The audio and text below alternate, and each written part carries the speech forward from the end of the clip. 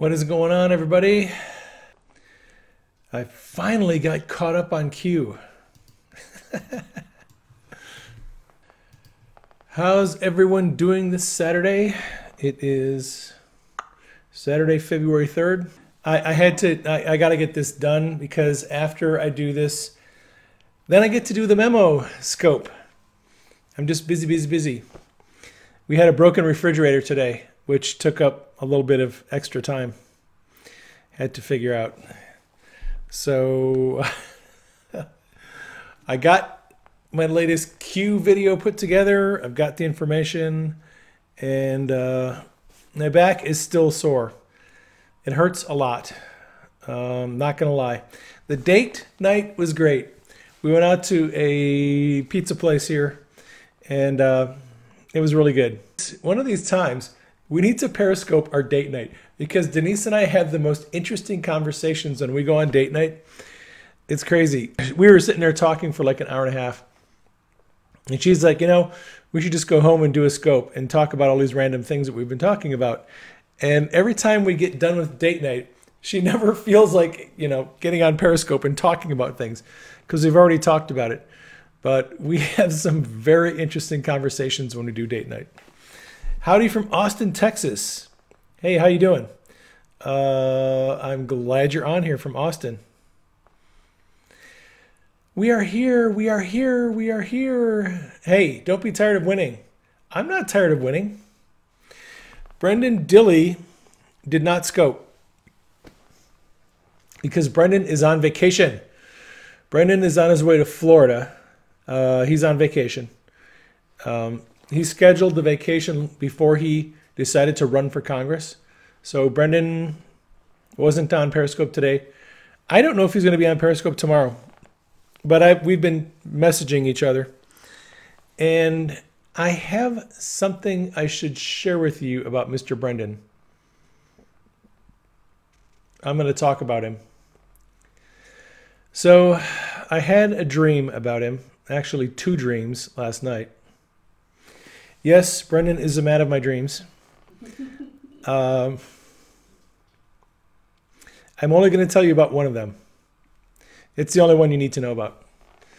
So, if you're not following Brendan Dilly, you probably should. If you're interested in Q and the information that Q is putting out, you should follow Brendan. Brendan has a source of intelligence information that is very similar to the information Q is putting out, except not so cryptic. It doesn't have to be decoded. And the two of them line up really well. Brendan doesn't follow Q. The rest of us do. Brendan doesn't follow Q. He's got his own source of information. The things that Brendan has been talking about recently have been a little bit out there. I'm just going to say it that way. They're a little out there. So I have been looking at the things that Brendan has been talking about from his source of information. And all of it so far to me is plausible. But I had a dream last night. In the dream, Brendan was on Periscope. And he was talking about, he was giving us information he had that no one else had. Okay?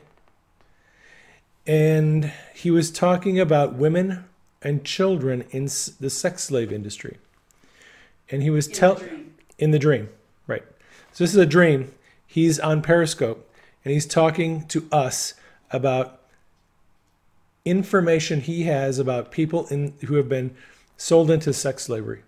And so this dream continues, and in the dream, I just knew that the information he was giving us was legitimate. It was correct. So that's the first dream. And then I had another dream. After I woke up, I went back to sleep and I had another dream about him. And you don't need to know about that. It's personal between him and I. But for those of you who know about my dreams, you know that God speaks to me through dreams.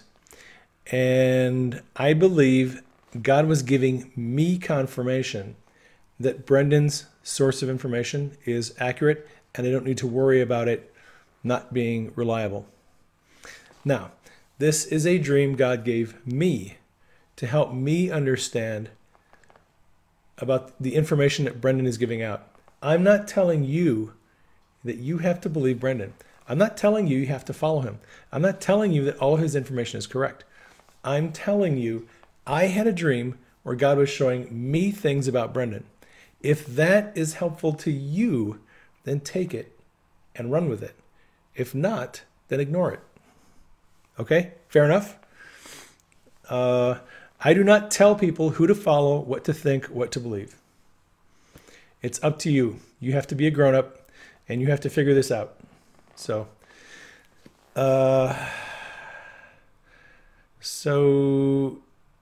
let me see. I'm looking at comments here, and God is good. God is good. Daniel Barron says he doesn't want Brendan in his dreams. Hey, you know, I don't know what to say about that. It wasn't that bad for me. All right. Why don't we get rolling on my latest Q update? Does that sound cool? This is all self-explanatory. I am going to talk about the memo. If you are a little disappointed about the memo, and if you're wondering why Adam Schiff, Nancy Pelosi, and Chuck Schumer weren't mentioned in the memo, why they were freaking out about the memo, but why they weren't mentioned in the memo, I'm going to explain that in this video. So I hope to answer some questions, and I'm going to do a much longer scope on the memo probably tomorrow. I'm still studying, I'm still researching, I've read a bunch of articles.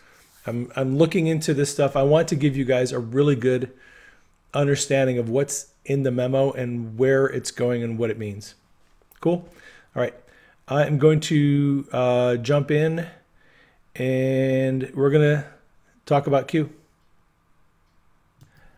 Hi there. Thank you for joining me again. This is Praying Medic, and this is my QAnon video for posts from Q beginning the evening of January 29th, going up to today, Saturday, February 3rd.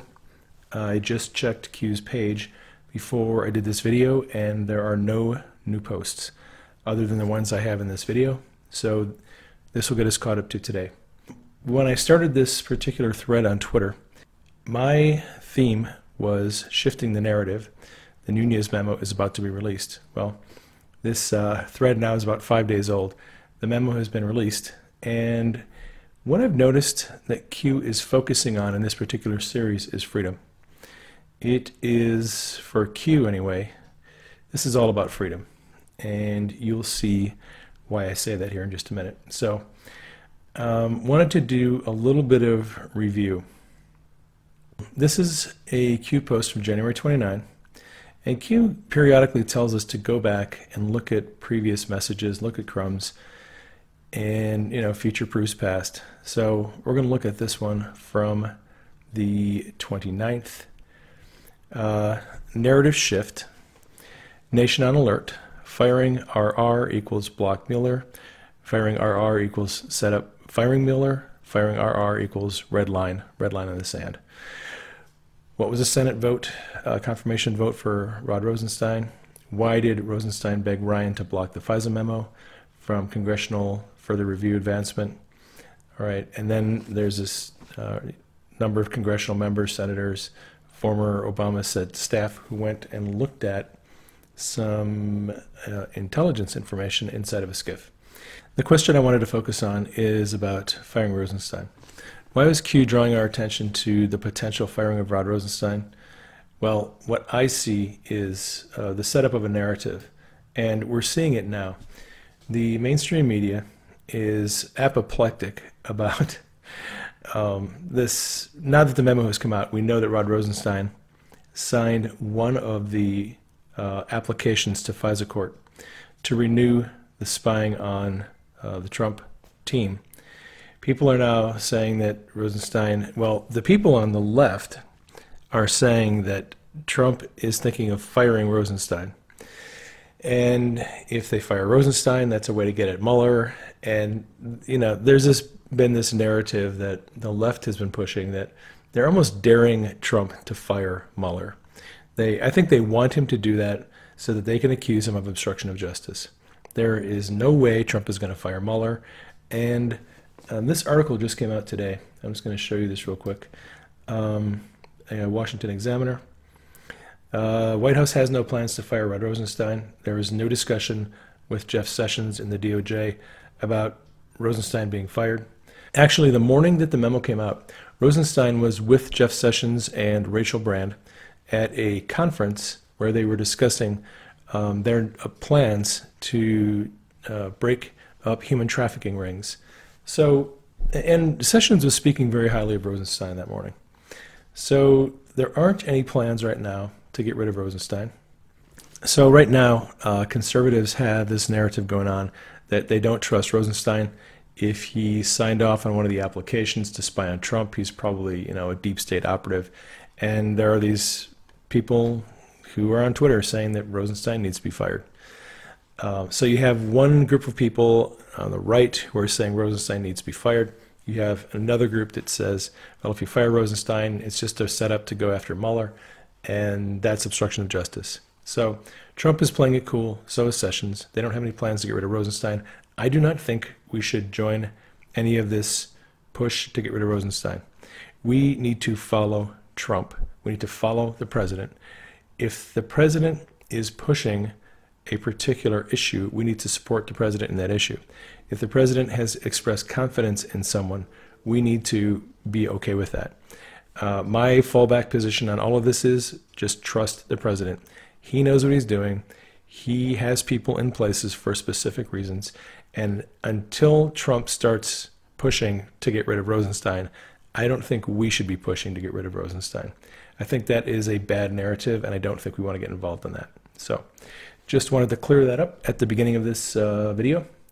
Let's move on.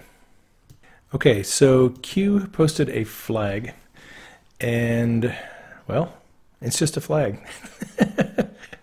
Q is a patriot, and Q does like to post flags from time to time.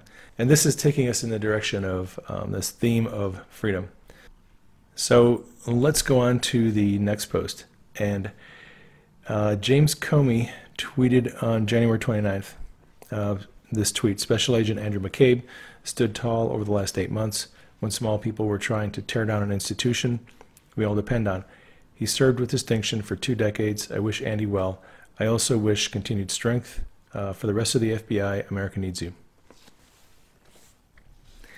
So Q's next post is not an interpretation of Comey's tweet. So don't mistake this.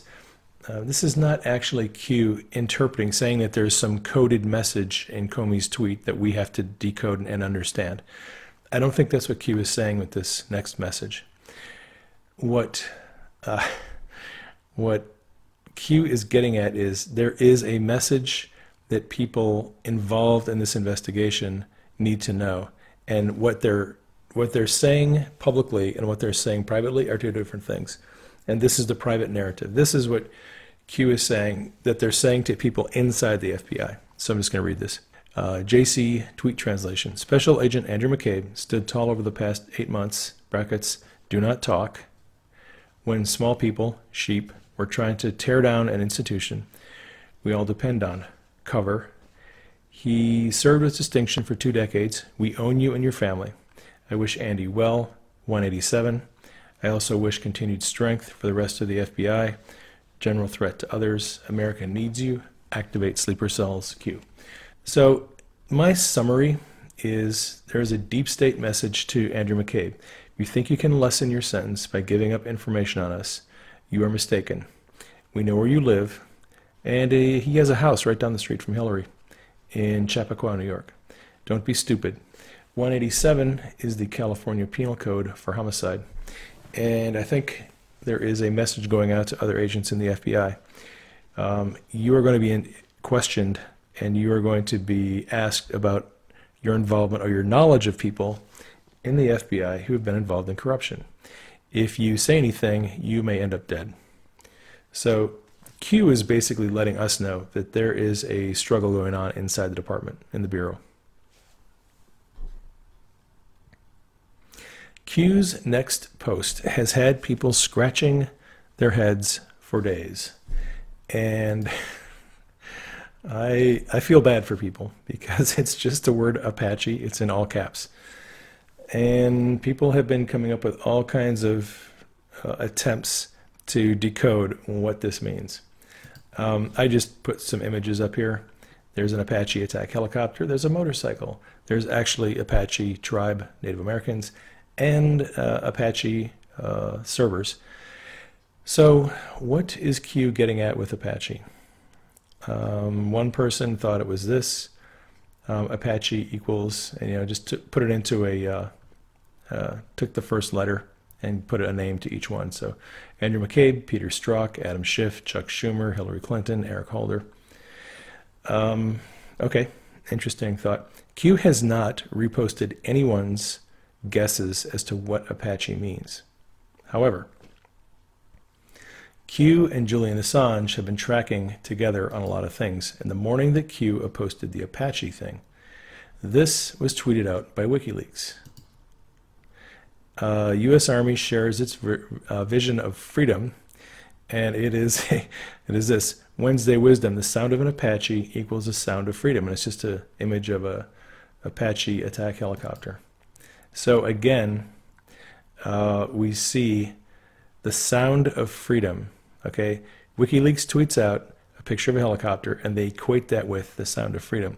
This is the theme that Q is getting us to focus in on. We are all about freedom. This is freedom in many ways that you do not yet understand. And we'll continue, and I'll show you more. All right, so on January 31st, Q posted in response to an Anon who noted that February 1st is Freedom Day. Again, I believe the theme that Q wants us to focus on is freedom. So the Anon says, I've posted this so many times. Tomorrow's Freedom Day. Q posted a flag named Freedom, and timing is everything. Tomorrow. Q replies, brackets, so you've got day of days, and then D of D is in brackets. My interpretation of the day of days with the D of D in brackets is Department of Defense. Q obviously has a military background. I believe Q is someone in military intelligence. So I'd like to explain a little bit more about my understanding of Q. A number of people have said that they believe Q is more than one person, that Q is a team of people, and that they're all kind of together and they're synchronized and they're doing, posts, and it's all different people. It's not one person. I don't believe that's true. My personal belief is that Q is actually one person. When you look at the consistency of the posts from the beginning to now, I don't see different personalities. I don't see different sense of humor, different focus on what's important.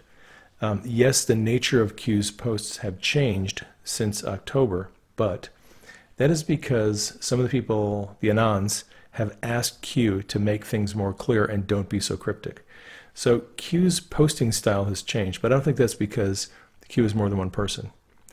But I will say this: I think that there is a community of people like Q who are probably mostly military intelligence or contractors. They have intel. They have been instructed to give it to various people. So I do believe there is a group of people like Q, and they're all reaching different people. They're dropping information. So the operation of giving intelligence to average people like us is an operation that involves a lot of people. But my personal belief is that Q is just one of them. All right, moving along. All right, so the next post by Q is a response to one of the Anons who was thrilled by the State of the Union message. Hey, POTUS speech was inspiring. Q responds, timing is everything. Did you miss the most important line of the entire speech? Activation code. So let's ferret this out a little bit. We have a couple of people who guessed at what was the most important line of the speech. I heard a reference to federal employees who commit crimes. was listening for so many coded messages. Great speech. Love the part about the Capitol Dome. Q just responds with an exclamation mark. Denise and I were listening to the State of the Union message, and we heard a lot of very interesting things that the president said. Some of them were a little bit surprising. Some of them sounded very much like a code or a signal to certain people. I thought it was great. So, and when the president said, federal employees commit crimes, my ears perked up, just like this Anon did. There is another guess here. This person says, I call, and this is a quote, I call on Congress to empower every cabinet secretary with the authority to reward good workers and remove federal employees who undermine the public trust or fail the American people. Is it this? Q throws out about 20 exclamation marks. So Q, I think, is saying, yeah, did you catch that part? So and I caught that too. Having worked in the EMS and fire, I have been in VA hospitals for a better part of 25, 30 years. And I have been pretty disappointed at what I've seen as far as the care that veterans get in VA hospitals. I know that there are good nurses and there are good doctors and there are good, CNAs and technicians who work in the VA system. However, I have run into some really bad attitudes and some really poor patient care in the VA system. And I think a lot of it is due to the fact that they're federal employees. And once you become a federal employee, it's very difficult to fire you. It's very difficult to really do anything to increase your effectiveness. There isn't much motivation to provide good patient care. You're not in a competitive environment. Patients don't have the ability to go to another hospital if they don't like the care there. They pretty much have to go to the VA. And that's just a symptom, I think, of the federal employment system, where people get into the federal government as an employee. There isn't always a lot of motivation for them to improve or to excel at what they do. And there is a lot of poor customer service in the government. And the president is calling on Congress to change some laws so that federal workers realize it's not time for you to be on the gravy train. You are servants of the American people. And I think that is kind of what Q is getting at. It's time to change the perception that people in government have about who they are responsible to. So one of the Anons posts about the train accident that happened on the 31st of January, where that was a train full of GOP congressmen who were going down to a retreat, and the train was hit by a garbage truck, or the train hit the garbage truck, depending on how you see that particular accident. So the Anon says, hey, TikTok, Q, was a train incident a false flag today? Q asks, do you believe in coincidences? Expect more.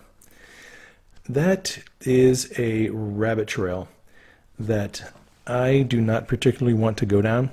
Other people who are doing videos on Q have discussed that ad nauseum. They have looked at the wreckage. They have made their guesses and their assumptions and their conclusions. Q says that it was a false flag. There's probably going to be more. By the way, later on that day, there was a shooting in Detroit. 2 people were shot. There's some guy who kind of went crazy and went into 3 or 4 different stores, shot somebody in the head. I think he carjacked another person, went to another store, shot somebody else, ended up crashing the car and being shot by police. He survived, was taken to the hospital. There was another shooting in California that day. That was at a high school, and I think 2 teenagers were hospitalized from that shooting.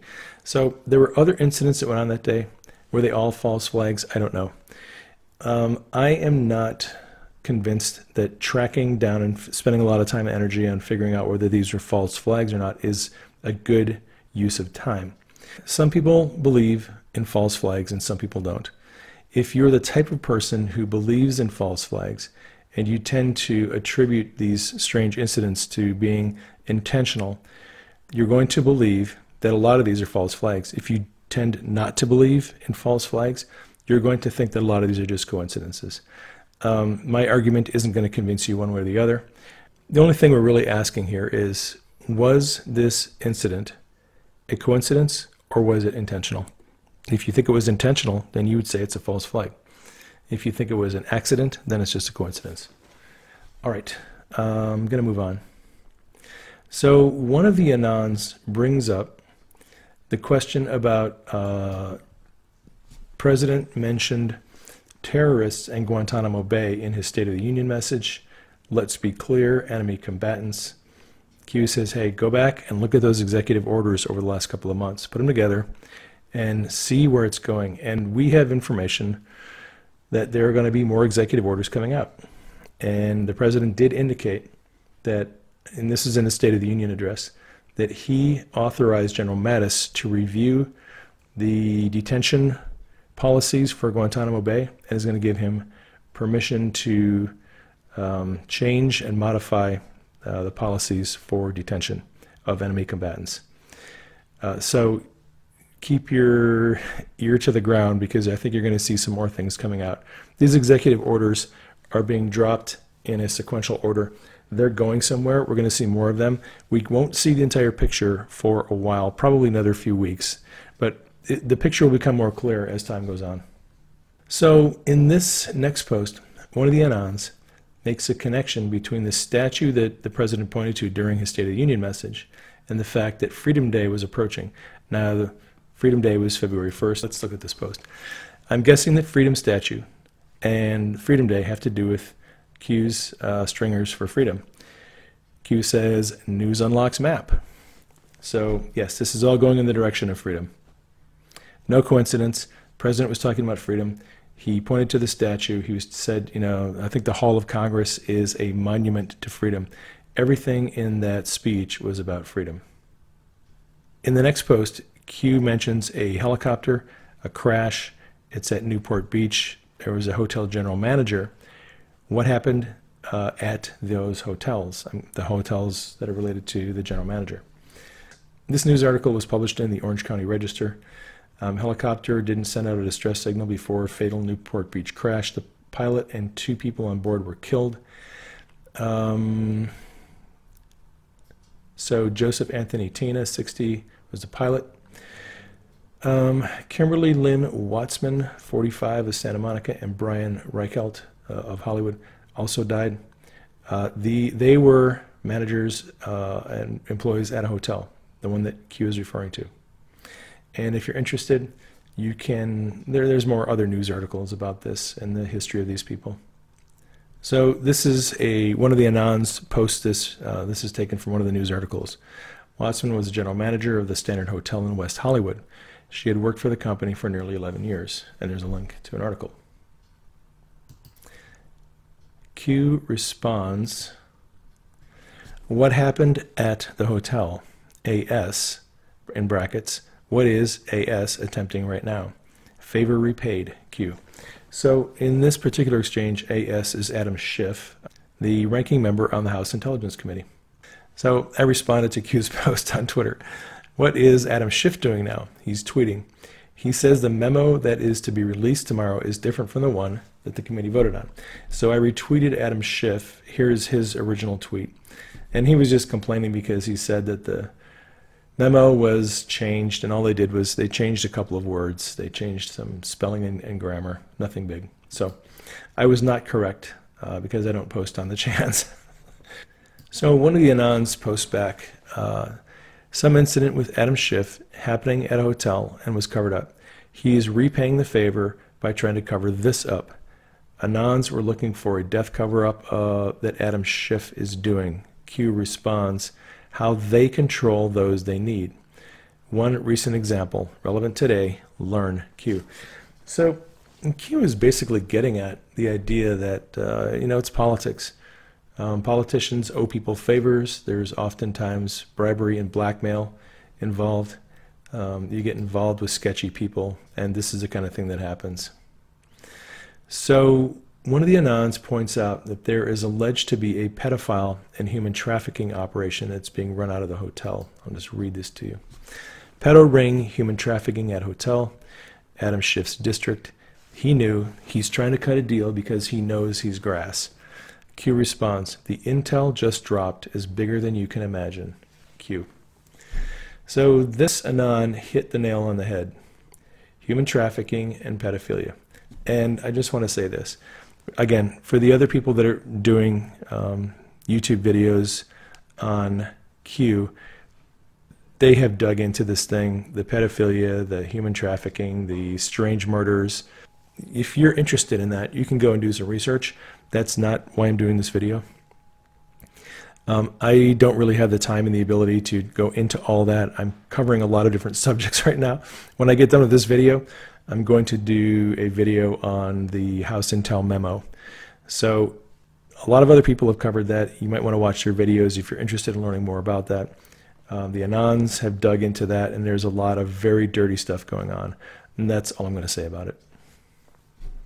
However, on a personal note, for those of you who have not heard this before, I want to share this with you. So when I first got interested in Q, and this dream was probably a month and a half ago, maybe 2 months ago, I met a man in this dream who reminded me of Q. We sat down and we talked, and he asked me questions, and he cleared up my understandings of events that had happened in the past. Then he began asking me questions about current events. Who is this person? How are they involved in this, event? How are these things related? How are these things connected? Expand your thinking. He was talking to me just the way Q talks in his posts. And I thought, wow, throughout the whole dream, I thought, wow, this guy's just like Q. He keeps asking me these questions, right? So at the end of the dream, right before I woke up, he asked me this question. Do you understand that this is primarily about the children? And yes, he looked like Mr. Miyagi. Very much like Mr. Miyagi, actually. Just want to pass this along to you. The reason why I am involved in Q is I am convinced that this is all about the children. This is all about saving people who are being trafficked, whether it's women, young men, young girls. This is what these people are doing. The generals and the military intelligence and the president, all the people who are involved in this, they are doing this primarily because they want to free the captives who are being held prisoner by evil people. It's my belief that all of this is primarily about setting these captives free, and that is why I'm doing this.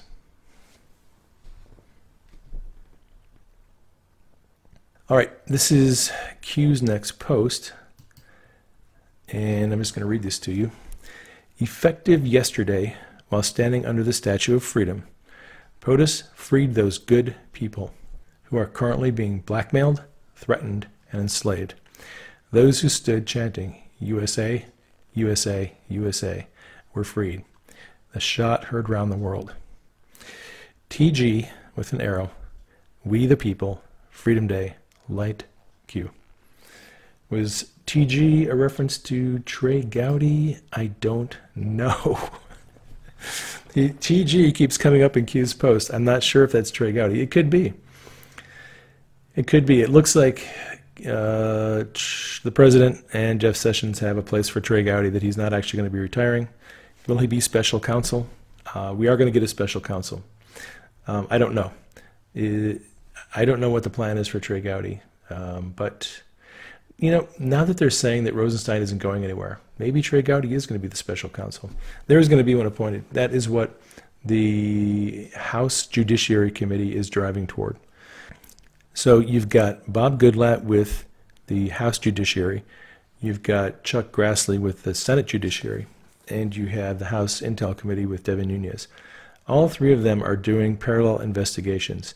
And what they're going to, their end game is to get a second special counsel appointed who will look at corruption and malfeasance inside the Department of Justice and the FBI and the cover-up of some crimes. And I need to say this.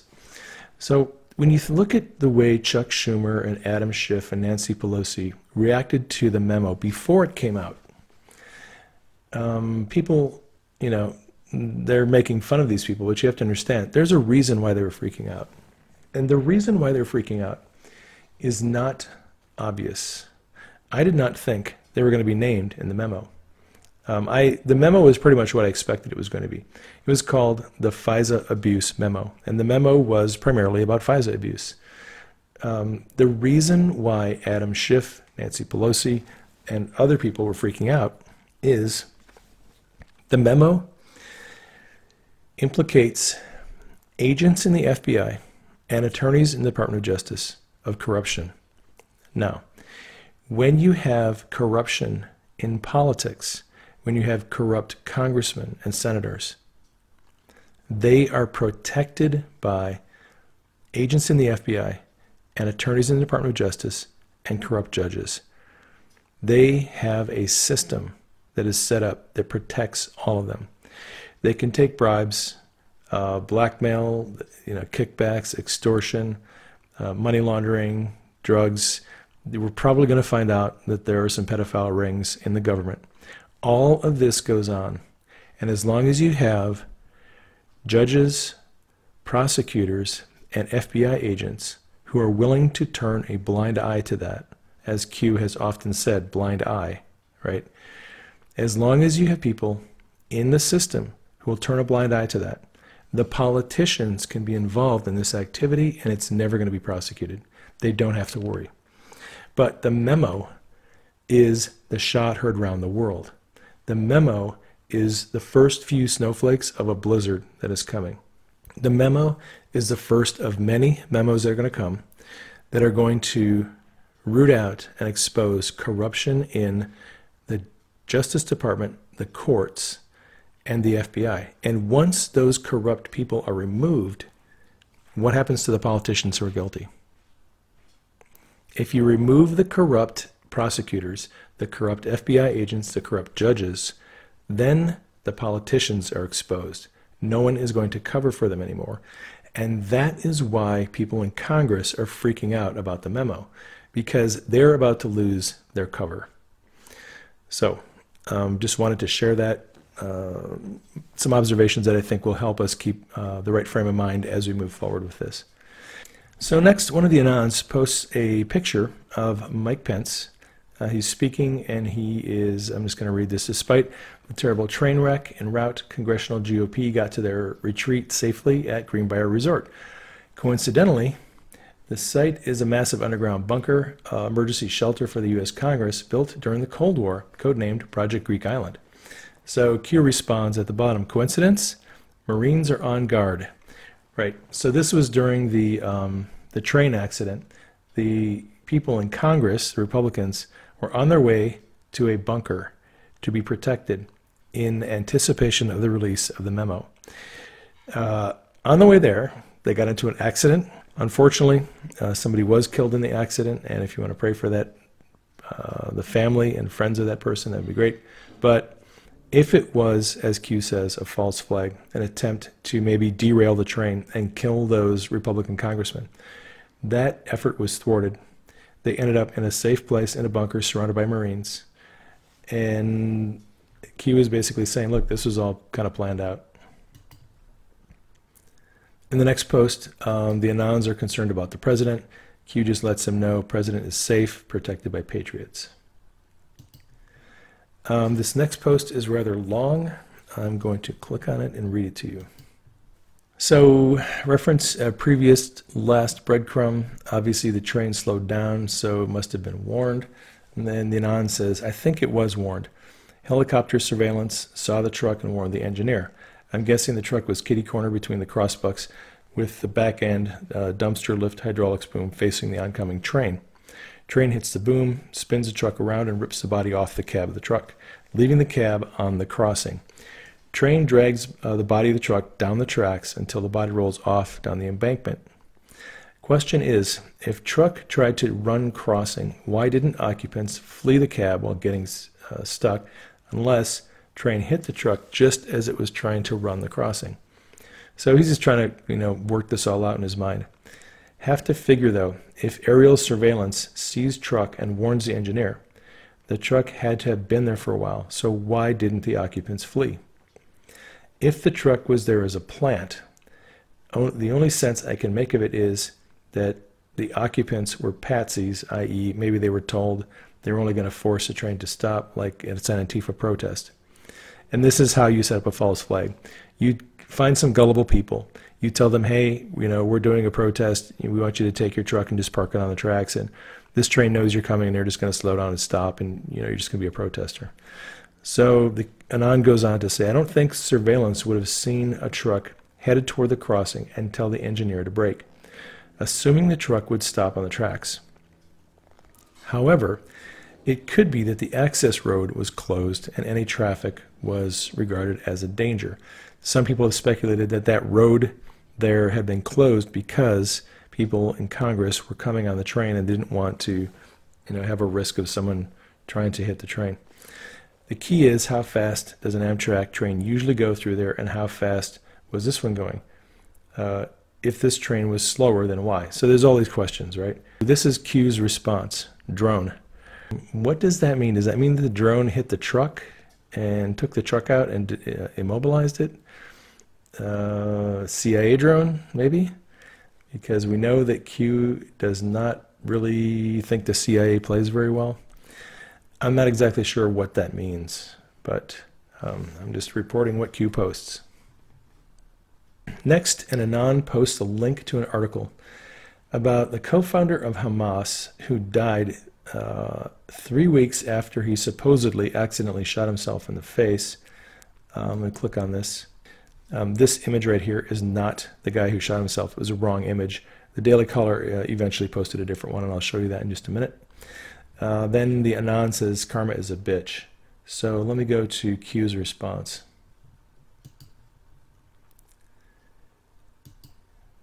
Q responds, Klaus Eberwein. And let me give you a link to an article here.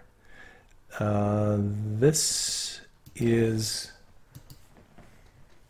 an article from Zero Hedge about Klaus Eberwein, a Haiti official who exposed the Clinton Foundation, who was found dead from what was reported to be a self-inflicted gunshot wound to the head.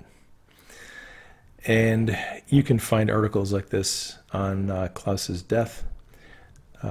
Q is just suggesting that what if it wasn't a self-inflicted gunshot wound? What if he was actually shot and murdered to shut him up because he knew something about the Clinton Foundation? And that is actually the last of Q's posts. So I'm checking Q's page again. This is the last post. That gets us caught up for this week. And that is all I have for you on Q. I hope you found this helpful. Thank you for sharing this with your friends. Thank you for supporting me. I love you all. Take care, and I will catch you. All right, everybody. Well, that is You want to answer questions? the current status on Q right now. No more posts. If you have any questions that I could answer, I would be happy to answer questions if you have any. Let me see if I can look at the chat here, see what's going on. I gotta get caught up. Let's go to the bottom. I do not have any information on the truck driver or anybody in the accident other than the congressman who all made it. There was dozens of GOP congressmen who were on the train. There were some initial reports that the National Transportation Safety Board had ruled out foul play. This was actually, I think, the day of or the day after the accident. That is not true. I watched the NTSB briefing live on Twitter. Actually on Periscope, I think. And I listened to the technicians and I listened to the inspectors. There were a bunch of devices, electronic monitoring devices, that they had to take back to their laboratory and look at the data, look at the voice recorders and all that stuff. They were not able to, at that point, rule out foul play. So the reports that they had already ruled out foul play were not true. They are investigating. It's going to take a while for them to come to an actual cause, of what the cause of the accident was. So if you're interested in that, you'll just have to wait as information comes out. I'm getting popular and looks like I'm known by higher ups. I don't know what that means. Thanks. I do have a snooze button on my mic. I never use it though. I'm just trying to get over this dang cough. Thank you. I'm glad you like how I break it down. Super Bowl Stadium. Yeah, Super Bowl is coming up. What is today? Today is Saturday. Super Bowl is tomorrow. I won't be watching the Super Bowl. I will be watching my beautiful wife. We'll be looking in each other's eyes, drinking coffee, and other things. But there could be some hanky-panky going on at the Super Bowl, so keep your antennas on and keep people in prayer. Boogie Bumper asked about the moon issue. Oh, Boogie Bumper asked about the blood moon. The blue moon, was that? Because it was a blue moon, second full moon in a month. I think it was also a blood moon. Mate, I know nothing about that. I do not study blood moons. I don't study blue moons. I am not into that sort of thing. That is not my bailiwick. So, well, some people were saying it predicted the rapture, but yeah, I've got nothing on blue moons and blood moons. I'm not the guy for that. Thanks anyway, though.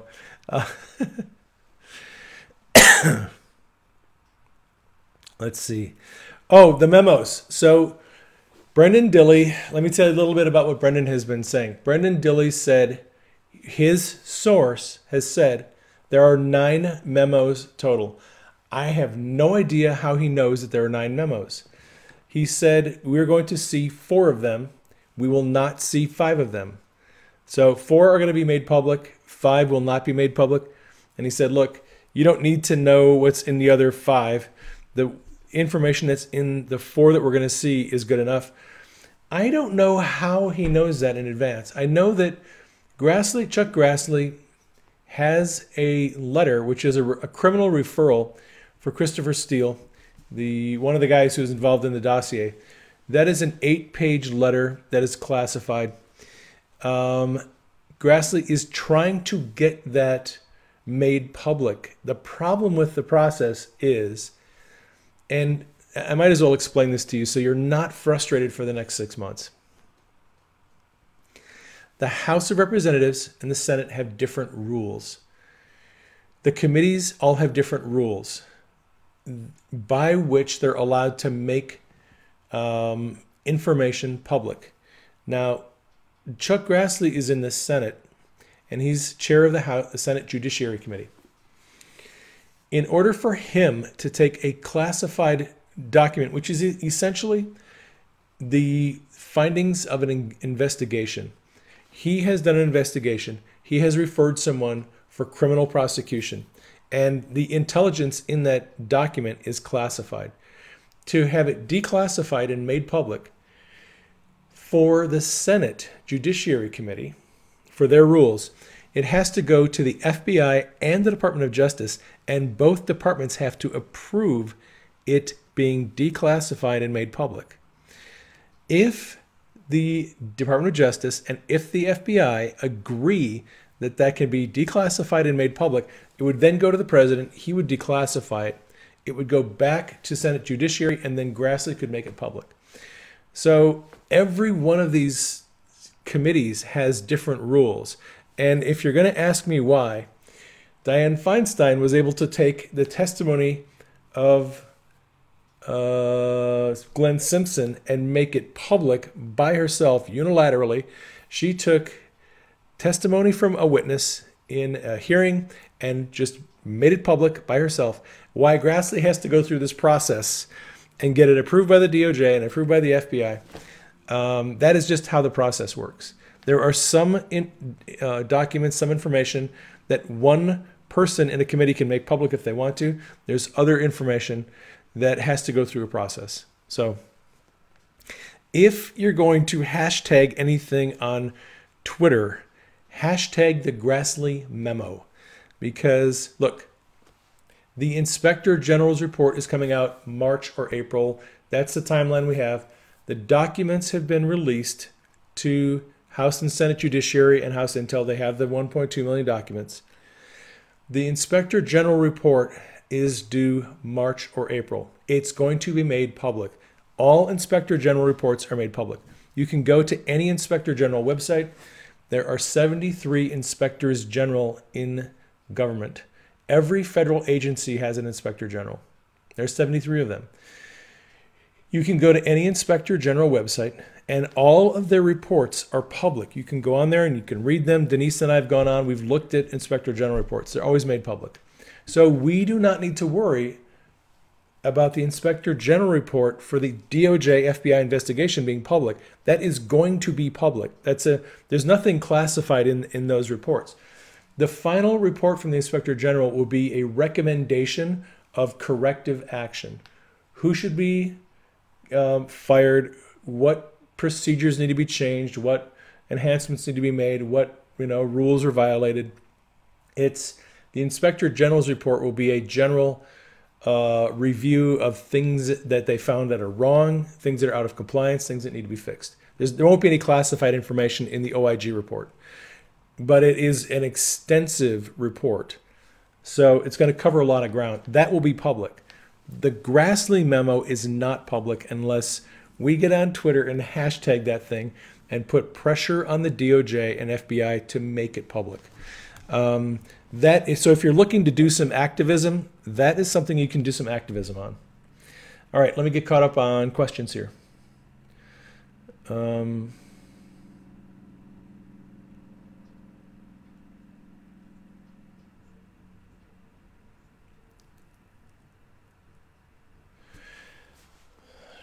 Let's see. Somebody asked, how do you get to this Inspector General website? And I forget the name of it. But yeah, it's not that hard to find. If you there is actually a Twitter account. If you want, I can get it for you here in a second. There is a Twitter account that is the home of all of the Inspectors General.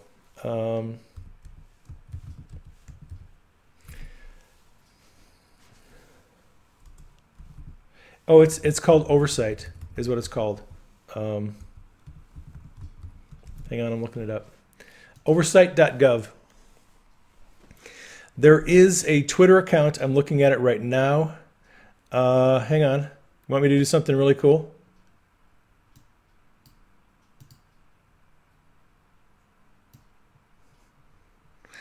There is a Twitter account called Oversight.gov. And it is all the Inspectors General all combined in one place. There's a website called oversight.gov, and they have a Twitter account. So if you go to oversight.gov, or if you go to oversight.gov, at oversight.gov on Twitter, you can look at all their information. They have links to the individual pages for all the different Inspectors General. If you're interested in that information, it's freely available. The Inspectors General is not a hard thing to find information on. There's a lot of information readily available on that.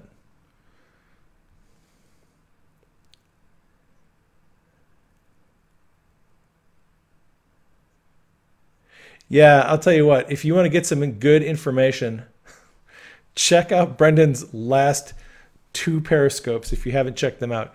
Facebook, he did share some information on Facebook that he did not share on Periscope. If you're interested, go check out his videos. They're pretty good. Let's see.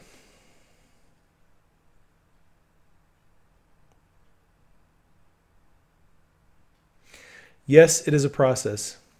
And look, it's a process, but you're going to learn. If you go through this process, if you allow people like me and Brendan, and if you follow Sundance on Conservative Treehouse and other people who are kind of going through this process, if you allow us to help you go through this process, you are going to learn so much about the government.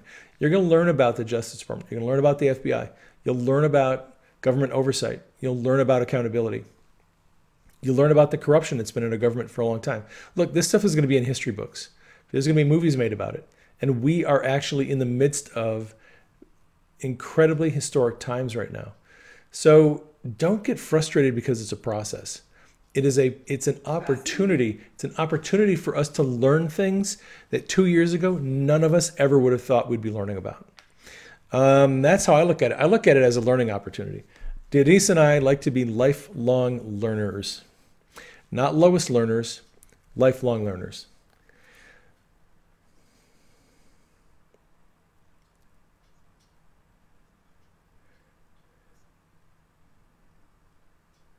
Looking at questions. Do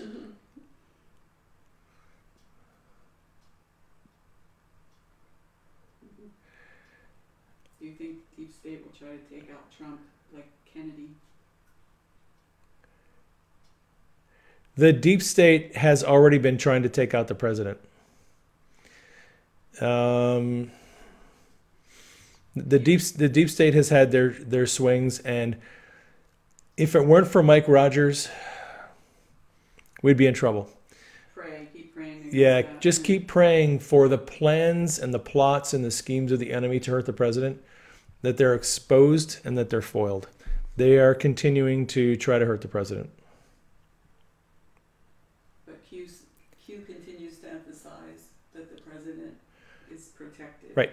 Right. In all the Q drops and in all the information that Brendan is getting and other people, the president is safe. They feel like their assessment is that the president is safe. He's surrounded.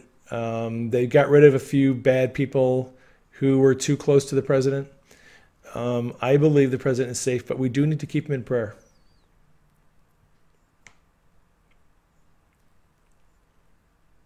Yes, you do know way more than you did half a year ago or a year and a half ago. I never thought I'd be interested in this kind of information. Yes, this is civics on steroids. That is true. I wasn't putting any political stuff on my Facebook page for a long time. And then I realized, these people have to be woke. They have to be woke. So I'm sharing Brendan's videos on my Facebook page. I'm sharing my own broadcasts on my Facebook page. I am trying to get people woke. That is the whole point. The reason why Q and Brendan's source and all these other people in the intelligence community are giving us this information is they want us to share this with our friends and our family. They want us to help wake these people up, get them out of the sleep, help them, get them a red pill, and help them see the system that we've been living in that has been a big, deception. No word on Assange. Don't know anything about Assange. There's a lot of speculation. I'm guessing he's left the embassy a long time ago, but I don't know where he is and what he's doing. Somebody asked, is Q Assange?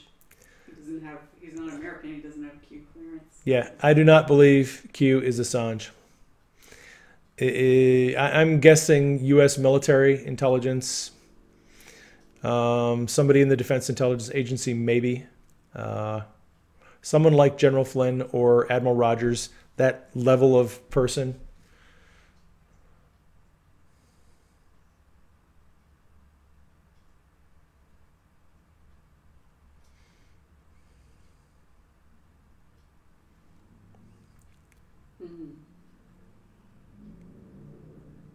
Yes, known to few. I have a Facebook page that is Praying Medic, and I'm also have a private profile that's just David Joseph.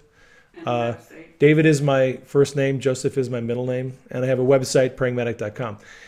And on my website, I have podcasts there. I have my videos, articles, all kinds of information. You should go check out my website once in a while, at least once a year. You should go there and just, see what's up.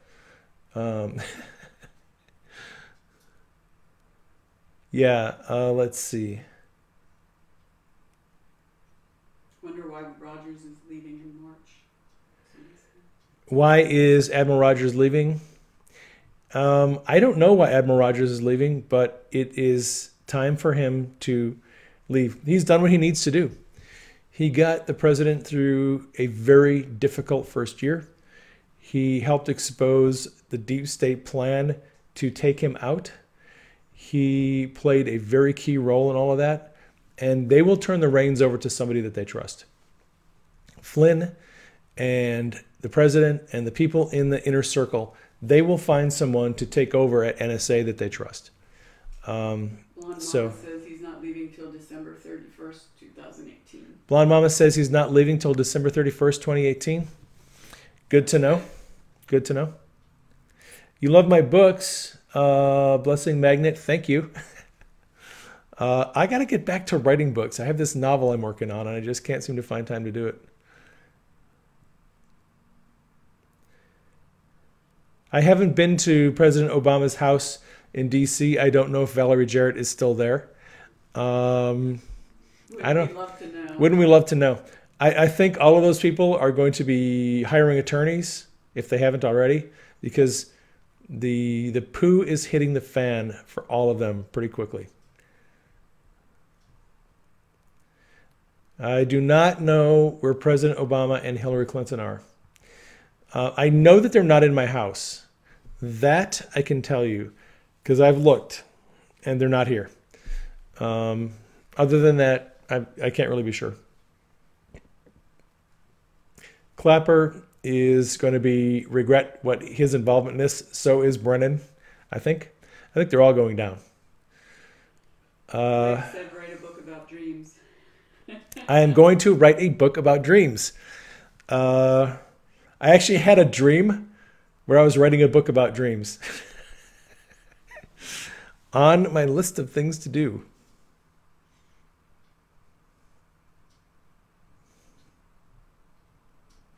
They're at the Cold Stone Creamery. Daniel Barron, I have, well, you know this because you live out here. The Cold Stone University is up in Scottsdale off of Pima Road. I haven't actually been, I've driven by it a bunch of times. I haven't actually been there. Where is Debbie Wasserman Schultz? If she were smart, she would be in French Polynesia. However, the information we got from Brendan says that she tried to leave and she was unsuccessful. Or was that Q that said that? Who said what? I'm sorry. Debbie Wasserman Schultz attempted to leave and was unsuccessful. She attempted to flee. I thought that was a Q. I thought that was a Q post. Anyway, she tried to bail but was not able to get out. Again today on Q. We are still winning. We are winning bigly. You followed me on Facebook. Thank you. That's cool. I got to be more active on Facebook, but the periscope thing is just, God has been, hitting me up on this. Awan Brothers. Awan Brothers. All right. So let me tell you about the Awan Brothers. We have all known about the Awan Brothers scandal for, gosh, over a year. Some people might not know about it. I first found out about it when I was following. Do a quick overview. Yeah, when I was following George Webb. George Webb has been investigating all this stuff. He got hip to the Awan Brothers pretty early on. He figured out what they were doing. The Awan Brothers, Pakistanis, they're IT specialists. They were hired by a bunch of Democrat representatives in Congress. It was initially thought there was only 25 of them, but the last report that I saw on Daily Caller, and if you're looking for information on the Awan Brothers, you need to follow Luke Rosiak on Twitter, or else follow his articles on the Daily Caller. He reports on this. He's virtually the only person in the entire media complex who is reporting on the Awan Brothers. Like Luke Rosiak literally has like 98% of all the articles on the Awan Brothers. Luke Rosiak has written all of them. So the deal with the Awan Brothers is they were doing some very, very illegal, sketchy stuff in Congress. They were hacking into, they had been hired as contractors by a bunch of Democrat representatives and they were like managing the computers and probably the phone networks for a lot of Democrat congressmen. They were also stealing the intelligence information off of the computers. They would take out hard drives and ship them to Pakistan and then sell them with the information on the hard drives. There was this big scam going on with the Awan brothers. It's been going on for years. They have made millions. There's Imran Awan is the main brother, but he's got a couple of brothers and a wife who are all involved. The interesting thing about the Awan brothers is the case, the development and the prosecution and the apprehending these people has taken forever. And Thomas Paine on True Pundit just posted an article yesterday where Thomas Paine has FBI sources, and they have told him Comey and McCabe were slow-footing that investigation. They were preventing people from being arrested, preventing evidence from coming out. They were basically manipulating this investigation because if all the truth came out, there would be probably, I think, 44 Democrat representatives who could be arrested because they illegally hired these Awan brothers to do their IT work. So the word on the Awan brothers is that the FBI has squashed that investigation intentionally because it's going to really hurt the Democrat Party. So that's kind of the latest scoop on the Awan brothers. McCabe and Comey are gone. I'm sure Chris Wray will put some people on that case who will expose what's really going on, arrest the right people. And if that thing comes full circle, there's going to be a whole lot of Democrat representatives leaving Congress. That is what I can tell you on the Awan brothers.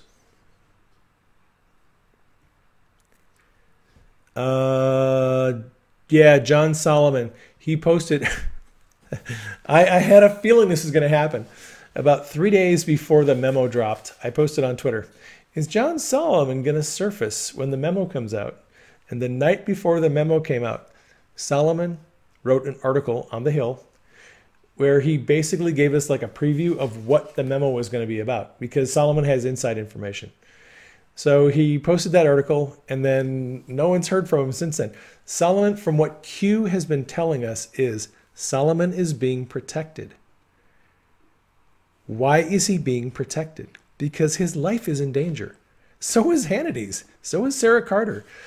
Solomon, Carter, and Hannity, Q has told us their lives are in danger because they're reporting this stuff. So they're under protection. Solomon is under protection. Solomon's only going to surface, only going to come out when he has an important story to break, and then boom, he's going to go back under protection. Because he's a valuable asset to the good guys, and they don't want to lose him. In my previous video, I talked more about that because Q explained that whole thing.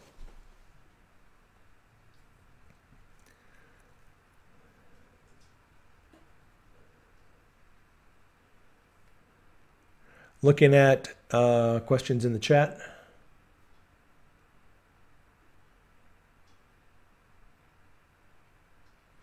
Awan is A-W-A-N. You're looking for Imran, I-M-R-A-N, A-W-A-N, Imran, Awan. If you just put in, Imran Awan and look on the Daily Caller website, or look for Luke Rosiak, R-O-S-I-A-K, on Twitter. Luke has all the scoop on the Awans. Everything that I learn about the Awans, what I didn't learn from George Webb, came from Luke Rosiak. George Webb has some pretty good information on the Awans. The problem is, George sometimes talks like he's from another planet, and I can't decode half of what he says. So you just have to... Luke Rosiak, he's good.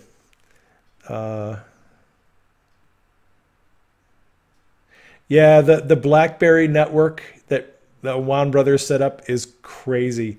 When people find out what that BlackBerry network was all about, they are not going to believe it. Their heads are going to explode when they find out what that was all about. That is some crazy stuff. Somebody asked about voter fraud. Voter fraud. I don't know anything about the voter fraud. All I know is what Brendan has told us, and that they've done some deep digging into voter fraud. The NSA and Homeland Security have got the numbers that there is a lot of voter fraud. that the actual popular vote for the presidential election was about 14,000 votes off from what they said it was going to be, 14 million, I'm sorry. And that in a couple of weeks, supposedly, we're going to hear about that. That's all I know. All I know is what Brendan is saying. I don't have any personal information on that. What Brendan's source told him is that rather than 60 million to 63 million in favor of Hillary, that the popular vote was actually 70 million in favor of Trump to 54 million, 56 million for Hillary. That Trump actually won the popular vote by 14 million votes. And he says that's all going to come out. So, something to look forward to.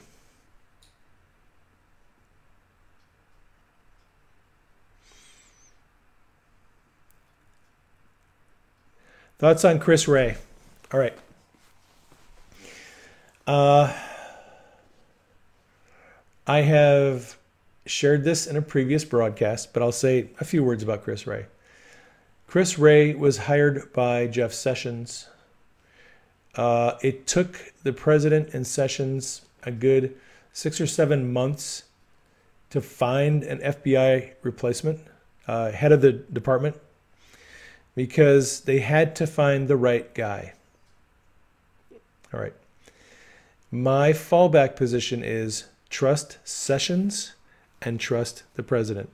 If they hire somebody, they've hired the right person, generally speaking. 9 times out of 10, they hire the right person. If you look at news articles and if you look at reports and if you look at what they're saying, it's very easy to start thinking, oh, that guy's a black hat. I don't like what he said. I don't trust him. I can't trust Rosenstein because he said this or he did that. A lot of people are having heartache because people are so-called Obama appointees. Some of the best people in government were appointed by Obama. Obama found out later on that they were good people.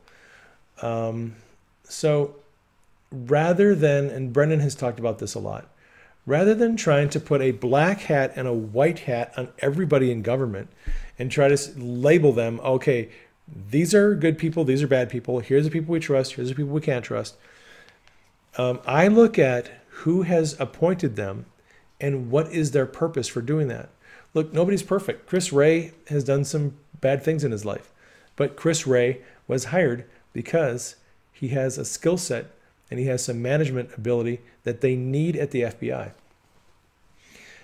When Chris Wray opposed the memo being released, my take on that is Chris Wray is the department head of the FBI. He has to support his agents. He has to support the people in his agency. His loyalty has to be to the agents first, publicly, because he has to maintain the morale of his department. All right? So publicly, Chris Wray publicly says, I don't want the memo released because it's going to hurt my agents. Okay? What does the FBI agents union do? The next day, the agents, their support group, I don't know if it's a union or whatever it was, they published an article and a series of tweets saying that they appreciate Chris Wray standing for the agents, having their back, standing shoulder to shoulder with them. Chris Wray, as a new FBI director, is trying to gain the trust of his department. If he went and publicly said, yes, let that memo out there, let these idiots hang, string them all up, put these agents in jail, they're all corrupt. How do you think Chris Wray would be perceived by his own agents if he said that publicly? You can't say that. As a department head, you can't say that. You have to support your employees. So Chris Wray had to publicly say, I don't want this memo coming out. He knew it wasn't going to change anything. He knew dang well that memo was coming out. So what he says for or against the memo isn't going to affect whether the memo actually comes out. The only thing that's going to be affected by Chris Wray's position is how you perceive him and how his agents perceive him. And he said, didn't want the memo coming out, and his agents now trust him and support him, which is the main thing he needs. It's the main thing they need. What you think doesn't matter in the grand scheme of things. And I've looked at department heads. I've worked in the fire service. I've worked in different agencies. And I know how that political thing works. You want to have the support of your people. So when you see Chris Wray taking a position like that, don't assume that he is a black hat just because he publicly says, I don't want this to come out or I don't want this to happen. That doesn't tell the whole story. And my thing is, We can't do anything about it anyway. you have to trust these people to know what they're doing. Same thing with Sessions. Same thing with Rosenstein. If Rosenstein takes an unpopular position, or Chris Wray does, or somebody else does, don't immediately put a black hat on that person and think they're a bad person. They may have an ulterior motive, a reason why they're doing that. Or they And may it- be playing And they may be playing an act. Q has told us many times, not all is as it seems. I'll tell you this about Bannon, all right? Brendan said last night that his source told him regarding Bannon, not all is as it seems. I had a vision about Bannon 3 or 4 months. It was before he and Trump had their little tiff. And I was going to sleep at night and I laid down and I saw this vision in my mind. I saw Mattis, I saw Bannon, and I don't remember if the other one was Jeff Sessions. I can't remember who the other person was. It's 3 people. And they were coming up out of this swamp and they had this intense look on their face like they were going to go to war against the swamp. Now, I have felt from the beginning that this war between Bannon and Trump was strategery, that it was not what people think it is, that there is an ulterior motive behind it. And I have not really talked much about that because I think down the road, something is going to be exposed and revealed about Bannon and Trump that people did not expect. So I lean heavily on God to show me the truth about these things. The books, the headlines, the reports, the banter back and forth, it is what it is. I do not make judgments like that very quickly. I think you can very easily get tangled up in the weeds and make bad decisions and bad judgments and misjudge people just by, on the basis of what they say publicly. So I would just be careful about that. And look, on the situation of Rosenstein, I think it's very negative. It's not good. What Rosenstein did, signing that application for the FISA warrant, is problematic. But I don't have all the information. I don't know what Rosenstein was thinking. I don't know what information he had. I don't know what situation he was in. So I'm going to reserve judgment. If Jeff Sessions is talking highly of Rosenstein, and Trump and Sessions have decided they're going to keep Rosenstein around, I'm going to trust them. I'm not going on Twitter and I'm not going to hashtag Rosenstein as a black hat. I think the same thing is with Chris Wray. There's an issue with Dana Bente. So Dana Bente was one of the attorneys general who signed one of the FISA applications for the DOJ. Dana Bente was a U.S. attorney for the Eastern District of Virginia. And when Sally Yates was fired, Dana Bente became acting attorney general until Sessions was approved. Well, Dana Bente was an Obama appointee. And he stepped down from his position as U.S. attorney.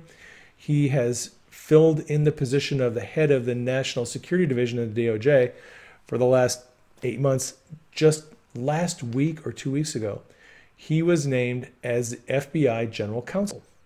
So he's the highest attorney in the FBI. Dana Bente is right now. He's taking James Baker's place. Dana Bente was one of the people who signed a FISA application. So does that make Dana Bente a black hat? I don't know. Sessions and Trump appointed him as head counsel for the FBI. I have to pray and hope that those guys know what they're doing and that they didn't put some black hat in the FBI. So there are some people that are being put into positions that I'm just going to have to, I'm going to reserve judgment. I'm going to wait and see what happens. You don't have to know on a day-to-day basis, can I trust this person? Can I trust that person? It's not for you to really know if you can trust these people. You know, trust God and trust that Trump and Sessions know what they're doing. 9 times out of 10, it works out pretty well. All right. What was that question about? Contreras. Rudy Contreras. Oh my gosh. Probably don't know who he is. Oh my gosh. We have a little bit of a scandal going on with the FISA court. So when you go to get a FISA warrant, you go to the the Foreign Intelligence Surveillance Court, FISC, Foreign Intelligence Surveillance Court, and there are 12 judges who preside over the FISC court. They're scattered around the country. There's only 3 that are in the immediate Washington, D.C. area. I think there's one up in the Northeast. I don't know where, if it's Boston or where that one is located. But there is a news report out that there were 4 different judges used to obtain warrants on Carter Page.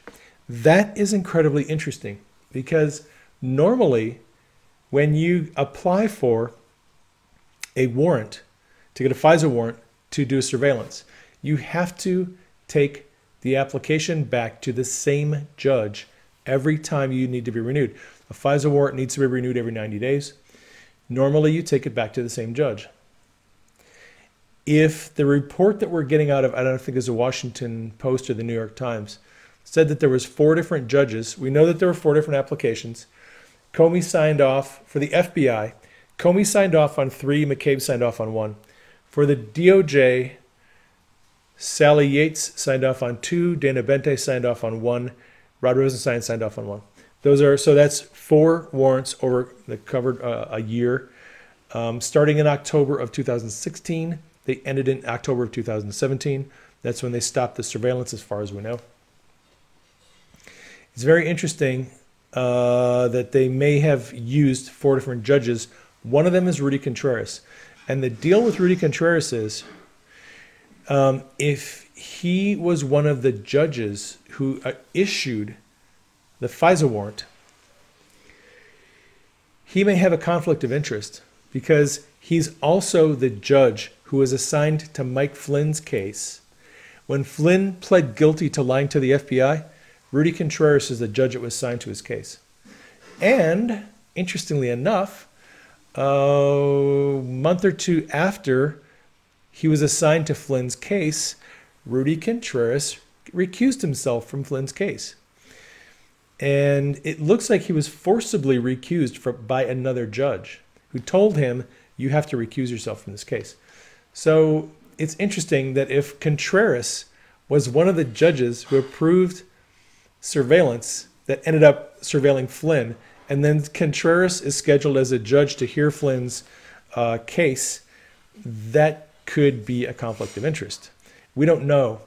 We don't know any of the judges that signed the FISA warrants. None of that information is made available. Will that information be made available? I don't know. If there is a scandal that comes out of the FISA court that the judges were dishonest and corrupt, then we'll find out. That will be up to Chuck Grassley and Bob Goodlatte, the judiciary committees. They will have to look at the judges and find out if there was any hanky-panky going on. Hey, who knows? It could be one of the memos that's going to come out. I suspect that there's this whole circle inside D.C. Judges, prosecutors, FBI, people who do opposition research like Fusion GPS. They got this whole network. People create evidence for warrants. The FBI takes the evidence. They go to court. They get the warrants. They spy on whoever they want to.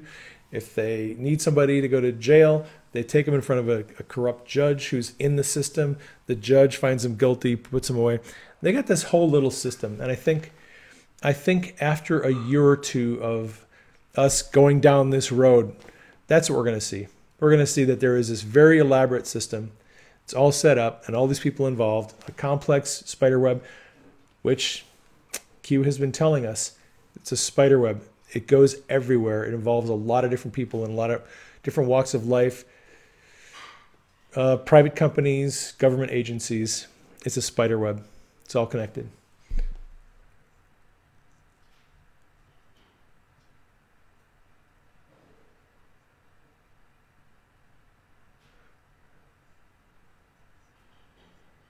You think General Kelly is Q?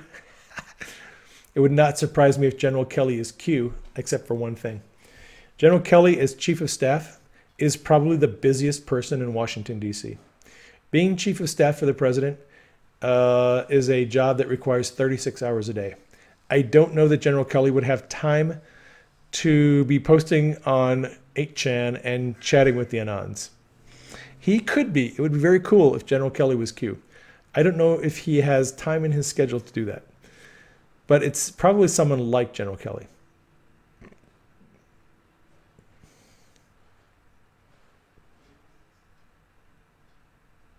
Q started posting in October,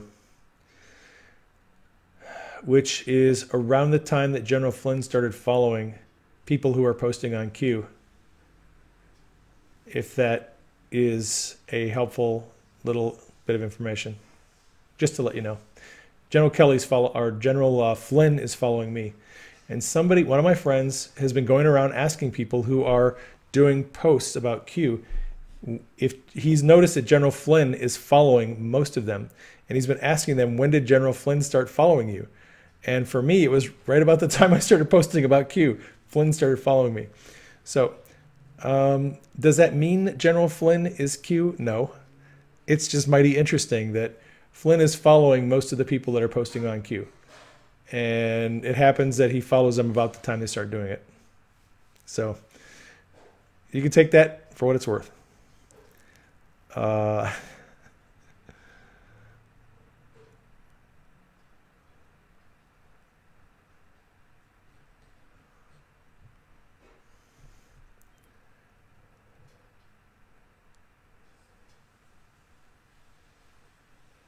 I do not know if the president knows what Q is posting. Q says the president knows what Q is posting. Q says that the president and Q and these other intel people, they're all having synchronized coordinated posts, that it's all, they're in a circle and they're all kind of working together and they post simultaneously.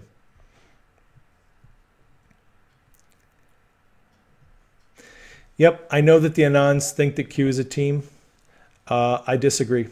I think Q is an individual, and I think there is a team of people like Q that are giving intelligence to a lot of different people. But you know what? It doesn't matter.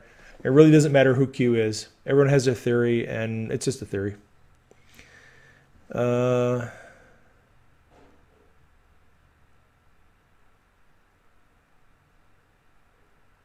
Is Carter Page a Russian agent? That's funny. That is the least important question of all of this, really. I mean, the FISA warrant was granted on the grounds that Carter Page was a Russian agent, that they thought he was an agent, or I would say the pretext that they thought Page was an agent, but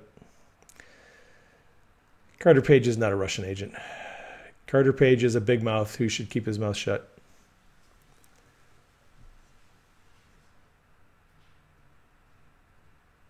You can't say why, but you know Q is only one person. Is that Barron, Central Florida? That is interesting. You should send me a DM and we'll chat. My DMs are open. McCain is in trouble. Fact check, true. McCain is getting in bigger trouble every day.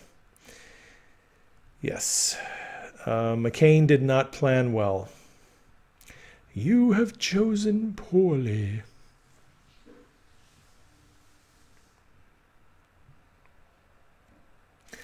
Brendan Dilley's source says the voter fraud information is going to come out in a few weeks, probably. So, not long. You have to wait a little bit.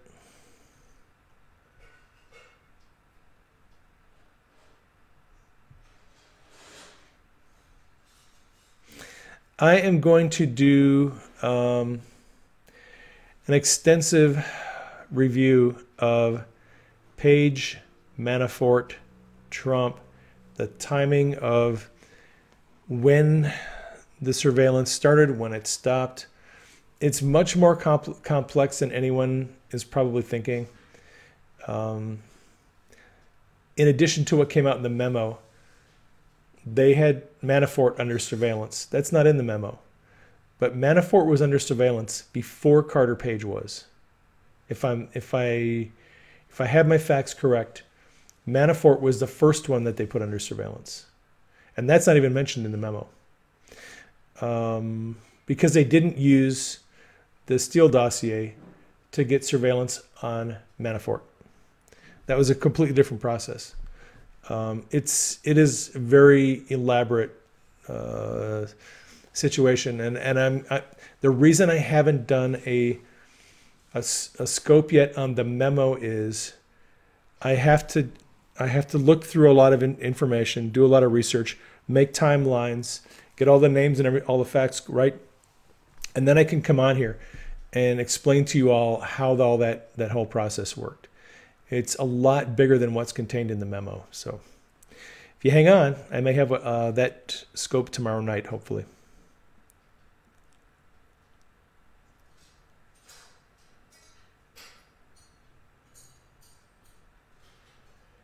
Okay, you know what? You just asked a really good question. Is it high yield trader? Why do FBI need dossiers? Can't they do their investigations in-house? That is the $64,000 question. In the old days, the FBI used to do their own investigations.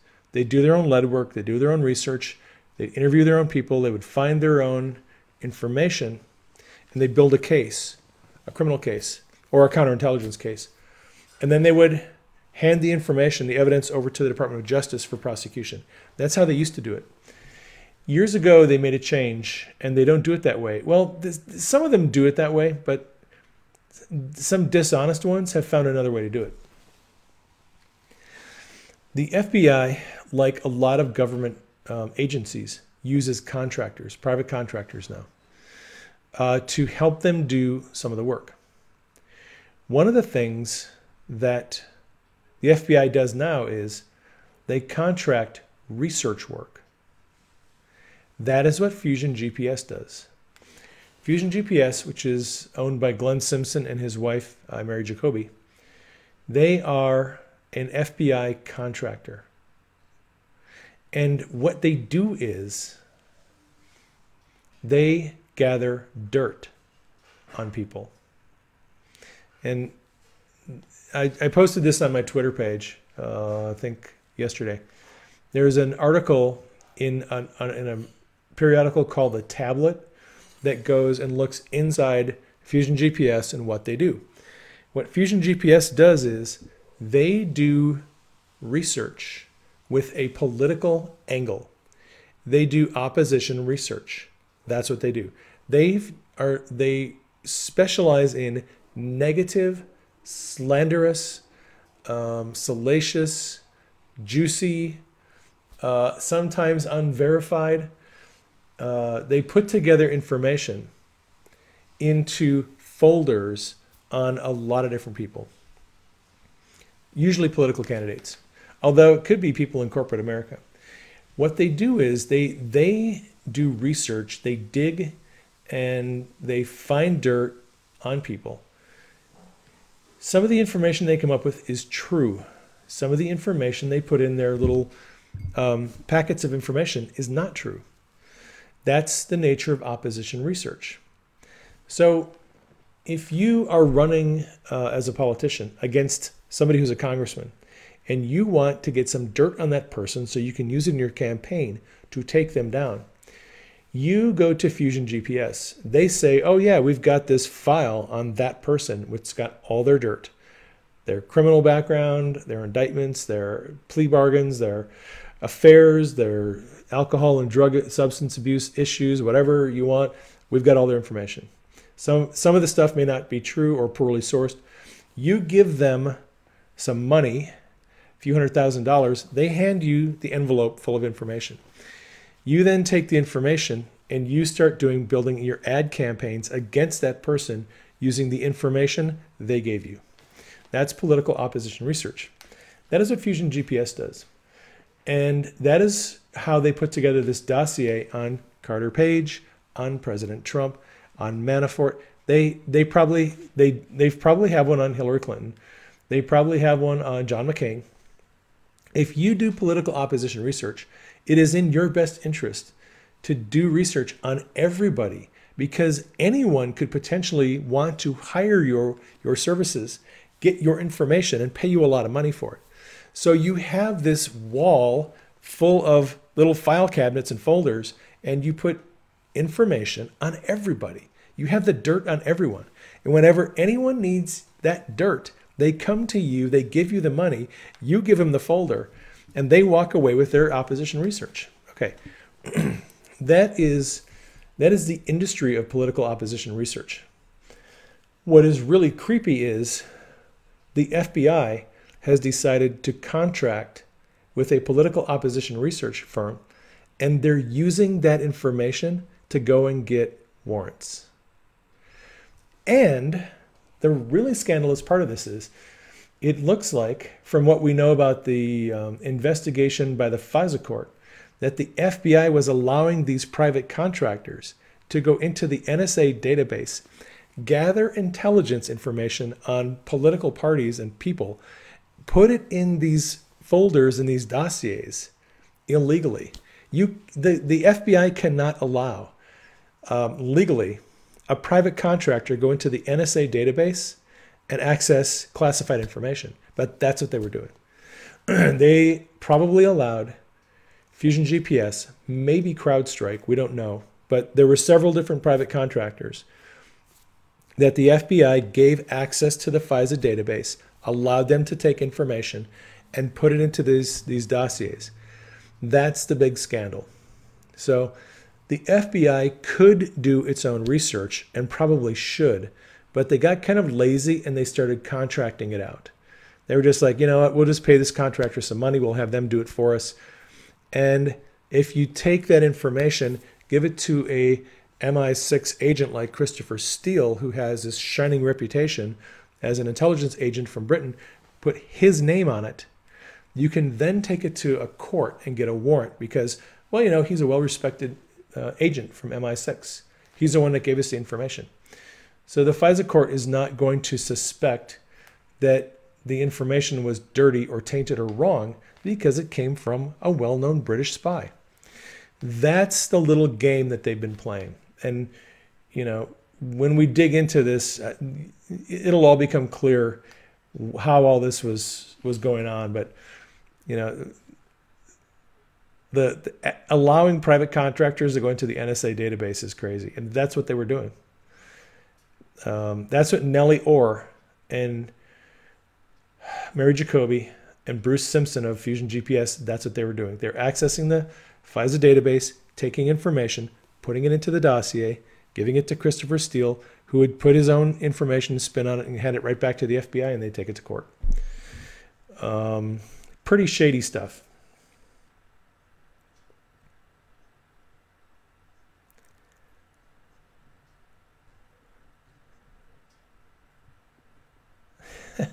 FBI doesn't have budget problems. FBI gets money from the Clinton Foundation or whoever has money. All of this, the FBI has essentially, and this is the bad thing, it looks like the FBI has become a law enforcement agent for hire. Whoever has the money, whichever politicians and deep state people like George Soros are willing to pay for certain things to be done, the FBI has been hired out to political parties, essentially.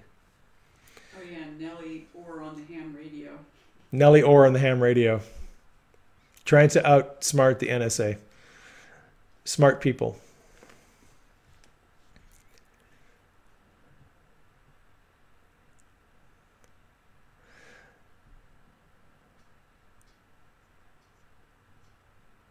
I think Sessions has enough integrity that Sessions will arrest whoever needs to be arrested.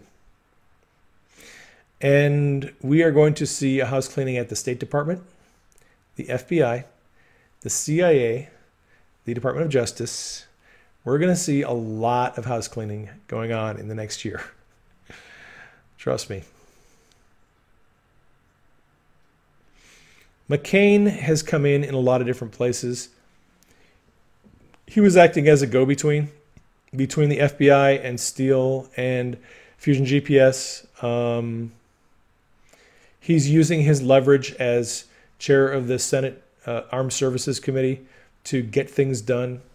He despises Trump, and he has been helping this whole process all along to do whatever it was necessary to make sure Trump didn't get elected and then got impeached once he was elected. The latest scoop on McCain, this is from True Pundit, who published this article tonight, is that McCain somehow got access to the phone conversations of President Trump. That McCain has been leaking private phone conversations between Trump, including one conversation between Trump and Putin. That is an article that Thomas Paine has on True Pundit. If you want to go read that, it's really interesting.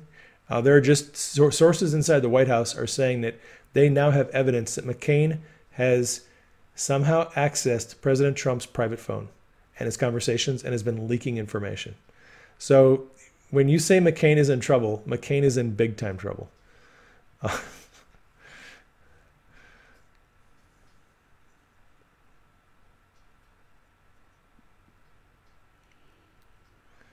Yes, I am not real proud to say that he is one of my senators. Him and Jeff Flake. Cannot wait for those two guys to go. Get out. We need Kelly Ward and somebody else in the Senate. Hillary is going to be brought to justice. No doubt about it. Hillary is not going to skate. Not anymore. Not with Jeff Sessions at the helm. Not going to happen. Hillary's going down.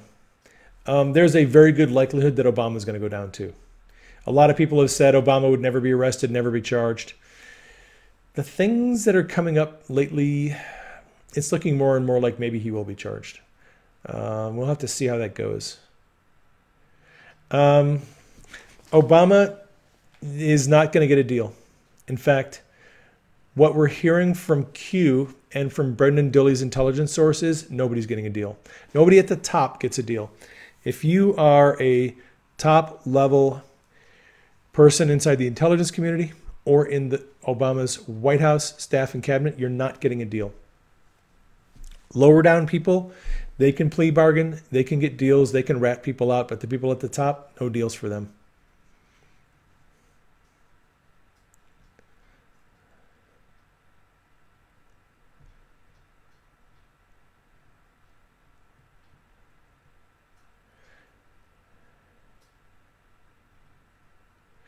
Yeah, well, I'll tell you what.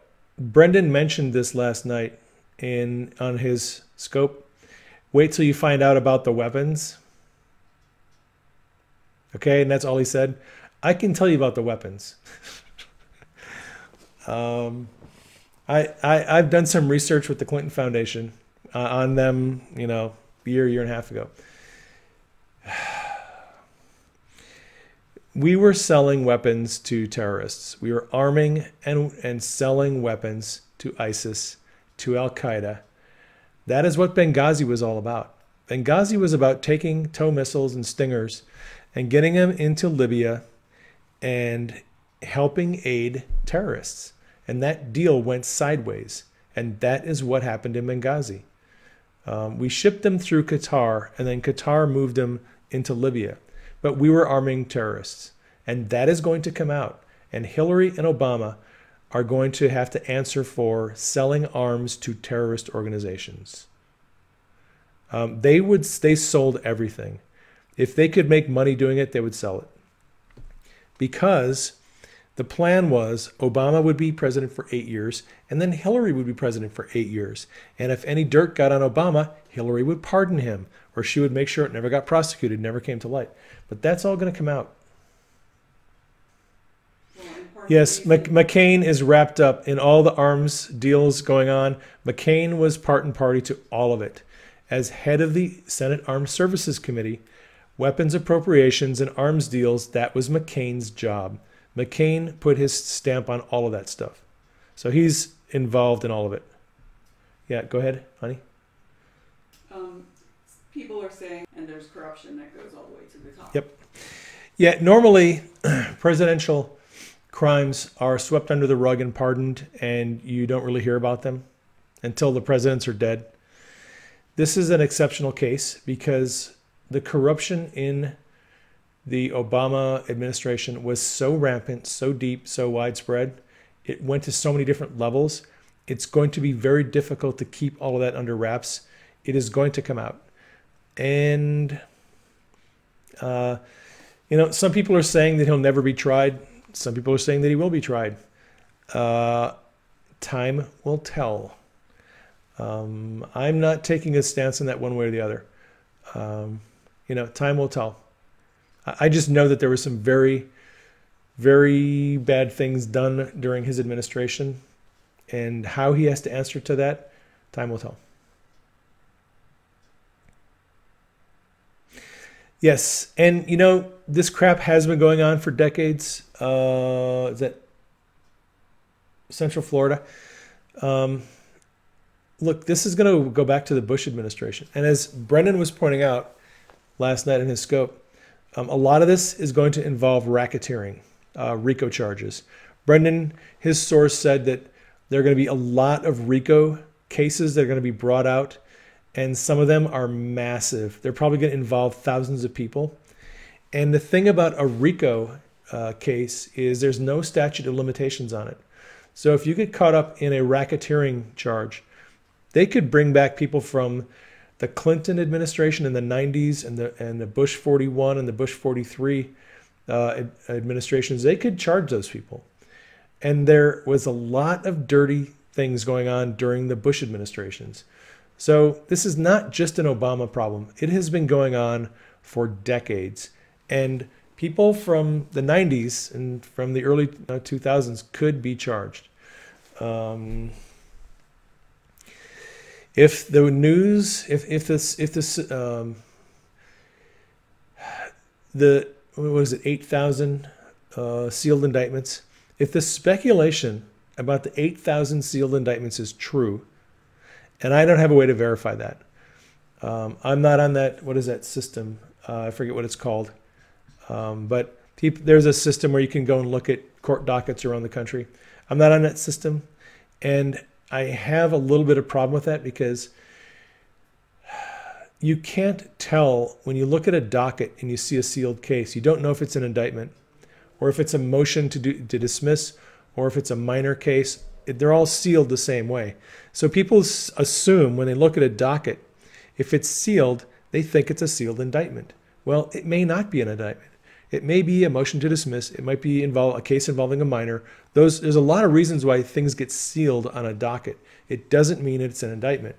So for the people who are going and looking at all these sealed indictments, I don't know if their numbers are accurate.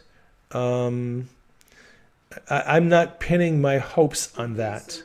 On Pacer. Yes, thank you, Pacer. I'm not pinning my hopes on that. It could be right. It may not be right. But I will say this. Let's see, what is this? January? I think it was end of the summer last year. I did a periscope on this. It's a dream that I had, where this dream, I saw all these criminal people all rounded up all at once. Boom, like that. They just rounded up all these people, arrested them all at once. It wasn't a little here, a little there, arrest a few people. They were all arrested at once. And that is what they do when they're taking down racketeering cases. Every time that there's a takedown of the mob, there's some mob family, they get all their information, they get all the evidence, They set it all up and they arrest everybody all at once. They don't want to arrest people early because it tips people off and they'll get on planes and they'll fly out. So they tend to have a organized setup where they take everybody down at once. That's what I saw in the dream. I saw a lot of people being taken down all at once, just like that. There was nothing happening today, and then tomorrow, boom, they all get arrested. So if you're getting discouraged because you're not seeing people arrested, look, there's a very good likelihood that they could take down a few thousand people in one day. And it would not surprise me if that happens. They just, get the U.S. Marshals and they get sheriff's deputies and they get FBI and they get, Homeland Security, and they just get a whole bunch of people and round them all up and bring them all in. I think we're going to see that happen one of these days. It's coming. 13,600. I think that's closer to the number that I heard. Last I heard, someone was like, 13,600. I think that's probably correct. But again, I don't know if that's an accurate number, and I'm not pinning my hopes on that. People get disappointed because they have high expectations. There is no disappointment without expectation. So if you don't want to be disappointed, don't have these lofty expectations. Look, people are talking about 13,000 sealed indictments. I'm like, okay, whatever. That's great. I'm not pinning my hopes on that. I don't have any expectations of that. Because that is if you put your hopes on, wow, there's 13,000 sealed indictments, and then it turns out not to be true, you're going to be disappointed. You're putting your hopes and your expectations on something you can't verify. I would strongly caution you not to pin your hopes on something that is not a sure bet, or you're just going to be disappointed. Somebody asked, what does QAnon mean? So you probably should explain that again. Hope deferred makes the heart sick. What does QAnon mean? All right. When you go on these internet boards called 8chan and 4chan, which is where Q has been posting, on those internet boards, which are also called the Chans, it's a nickname, the people who post there are anonymous. You get a number, you don't get a name, you get a number. And you can be anonymous on there so that no one knows who you are. So the people who post on those boards are called Anons, short for anonymous. Okay. QAnon is called QAnon because when he came on 4chan initially in October, he portrayed himself as a person who has Q level clearance, which is the highest level security clearance in the government. It's actually a clearance level issued by the Department of Energy. So he came and presented himself as a Q level patriot, a Q level anonymous person, and his name just kind of got shortened to QAnon.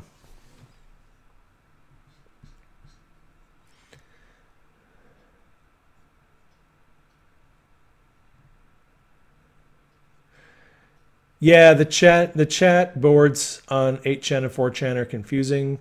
I don't recommend going there.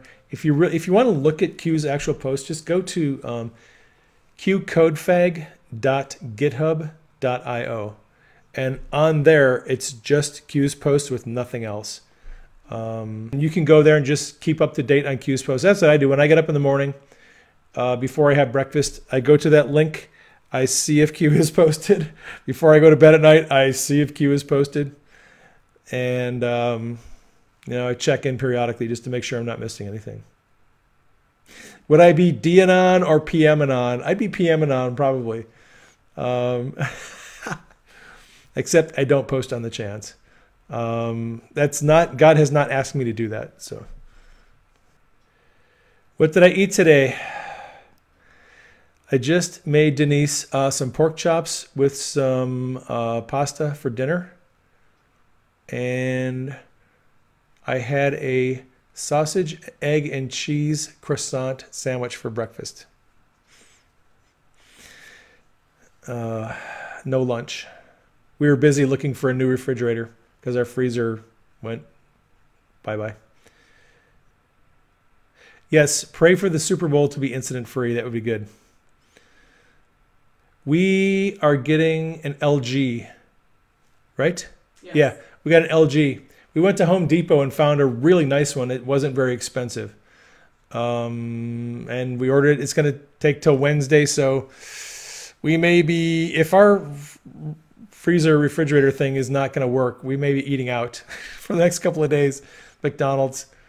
We didn't get the one with Wi-Fi built in. We did not get the freezer with Wi-Fi built in because, you know, we don't need the CIA knowing, you know, how many pounds of hamburger we have in our freezer.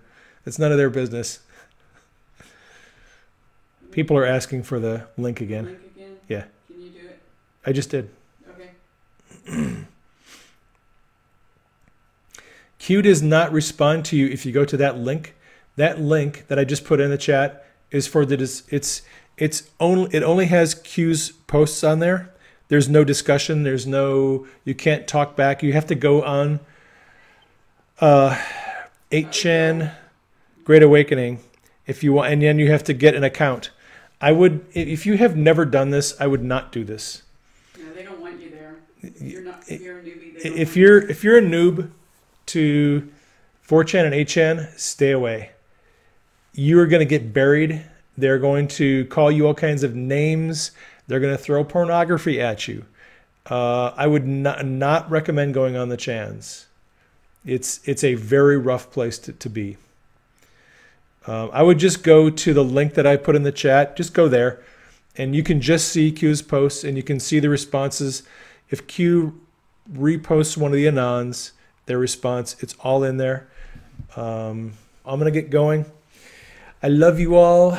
You are amazing people. Thank you for putting up with me. Thank you for asking really good questions. I'm going to get out of here. I will try to catch you on a scope tomorrow. We'll try to do a memo scope.